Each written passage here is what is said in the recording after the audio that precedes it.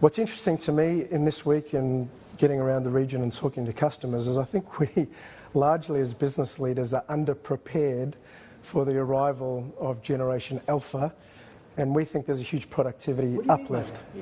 Well, Generation Alpha, if you look at Generation Z, I think there's somewhat of a proxy for Alpha.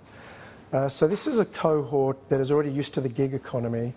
They are not just digital natives, but they have a higher degree of digital and technology fluency than all of the other generations combined. Wow.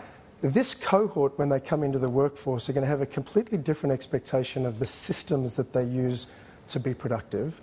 This is a cohort that is used to already having a side gig. They already subscribe to the gig economy. And so catering from a systems and processes standpoint for that generation, I think is going to present some unique challenges for business leaders over the next 5 to 10 years. And I'm not seeing it on the agenda. And that, I think, worries me in terms of what I've seen this week on the back of the research, but I also think it presents an opportunity for business leaders to become a little more deliberate on all things like workplace design, systems and tech refresh programs, because I think that's going to be important. Let's get to systems. I mean, look, Simon, this is a cheeky question, right? But often companies do surveys for a reason, right? I'm wondering whether or not you're basically very politely trying to say that, especially with Gen Alpha, maybe with the rest as well, okay? Stuff like what you provide. And the way I think of Workday is it's kind of like SAP, right? But it's more specifically to do with HR and also finance. Are you saying that Gen Alpha is more au fait with working with your stuff?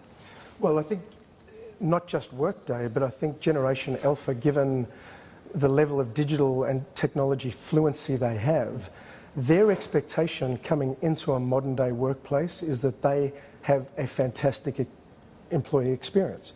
They will expect their corporate systems to look and feel like the systems they use on their mobile phones at home. Yeah.